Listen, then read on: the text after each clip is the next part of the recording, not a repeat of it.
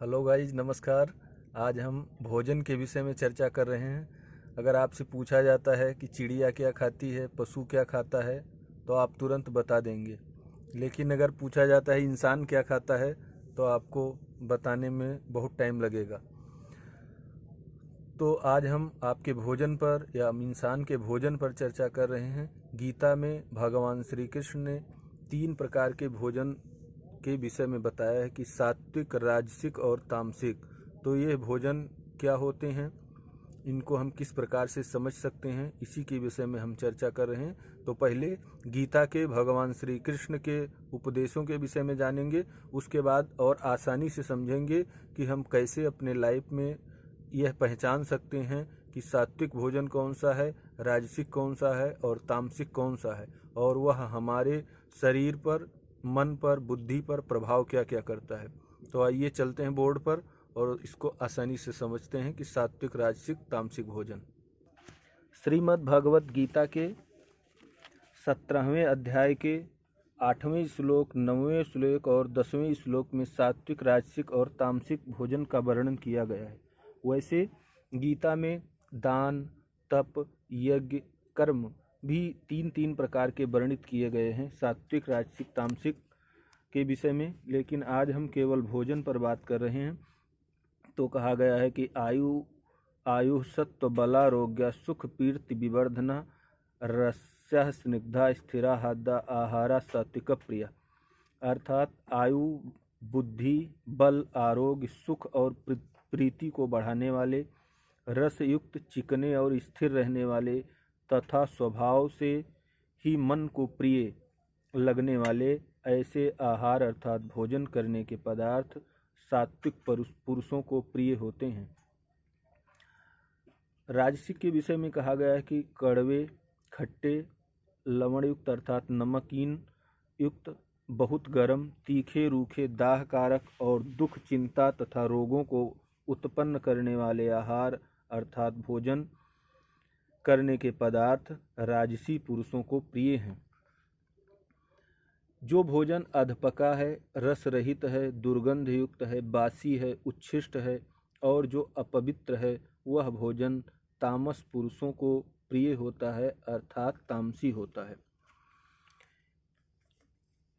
अब हम इसको आसानी से समझते हैं कि किस प्रकार से हम समझ सकते हैं इस सिद्धांत को। इसको एक उदाहरण के माध्यम से समझते हैं कि जैसे मैंने बताया कि सभी पशु पक्षी क्या खाते हैं, वो आप सभी जानते हैं कि सांप हवा पीता है, मछली पानी पीती है, बकरी पत्ते खाती है इत्यादि। किंतु यदि हम इंसान की बात करते हैं कि इंसान क्या खाता है, तो आपको बताने में शायद पूरी नोटबुक भर जाएगी, तब भी कम पड़ जाएगा। वही इसके लिए सबसे बड़ी स्वास्थ्य समस्या है। फिर भी आसानी से समझने के लिए हम मानते हैं कि मनुष्य अन्न खाता है, तो जब तक उस अनाज में कोई मिलावट नहीं हुई तब तक वह सात्विक है। जैसे गेहूं है, चावल है, आप उसको खाते हैं, वह सात्विक है। अब प्रश्न उठता है कि वह उसको कैसे खा सकता है। उसके लिए यह विधान है कि जो 5 महाभूत हैं, जिन 5 तत्वों से हमारे शरीर का निर्माण होता है, तो उस 5 महाभूतों की मदद करके अगर आप खाते हैं तो भी वह सात्विक है। जैसे जल है, आप गेहूं या चावल को या अनाज को जल में भिगो कर खा लेते हैं, वह सात्विक है। अगर अग्नि में उसको भून कर खा लेते हैं, वो भी सात्विक है। हवा में और धूप में सुखा कर खा लेते हैं तो वह भी सात्विक है। लेकिन जब उस भोजन के अंदर स्वाद के लिए हम किसी दूसरे चीज़ को मिला देते हैं, तब वह राजसी हो जाता है। अब यहाँ पर आपको अंतर समझना है कि सात्विकता उसकी कब समाप्त हो गई, कि जब उसके अंदर मिलावट हो गई। जैसे गेहूं को आपने पीसा, आटा बनाया, रोटी बनाई, तब तक भी वह सात्विक है। लेकिन जब उसमें अन्य चीज़ें मिला दी गई, वो बिस्कुट बन गया, ब्रेड बन गया, या और जो भी चीज़ें बन गई मिलावट के आधार पर, जलेबी बन गई, पूड़ी बन गई, तो वो फिर क्या हो गया, राजसिक हो गया। अब इसी तरह आप हर चीज़ के अंदर, चाहे वो आपका फल है, चाहे फ्रूट है, चाहे आपकी कोई भी अनाज है, दूध है, जितनी भी चीज़ें, तो जब उसमें कोई भी चीज़ स्वाद के लिए दूसरी चीज़ मिला जाती है, 2-3 चीज़ें मिल जाती हैं, तब वह राजसिक हो जाता है।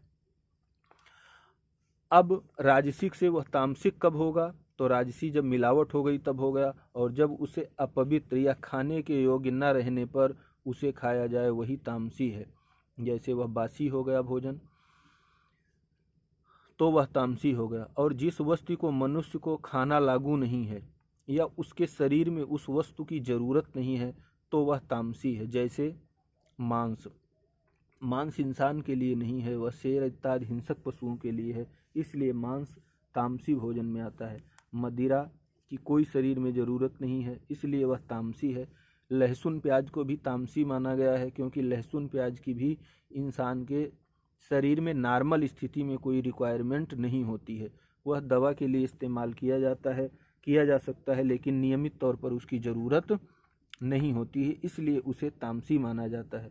उसी तरह से जूठा भोजन, धूम्रपान, गुटखे इत्यादि जितनी भी चीज़ें हैं जिसकी शरीर में कोई ज़रूरत नहीं है या अपवित्र है, जूठा है और बासी है, तो वह तामसिक भोजन माना जाता है। और चमत्कार की बात यह है कि जब आप सात्विक भोजन करते हैं तो बीमारी छोटी होती है, जो स्वतः या तो कुछ उपचार से ठीक हो जाती है। जब व्यक्ति राजसिक भोजन करता है तो रोग जो होता है, बीमारी होती है, वह प्रबल होती है और उपचार लेने के बावजूद भी तकलीफ बनी रहती है और शरीर में आलस्य रहता है।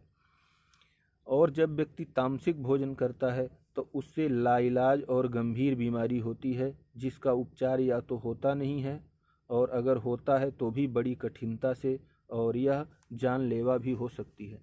तो इसलिए आपको अपने जीवन में सात्विक भोजन का इस्तेमाल करना चाहिए।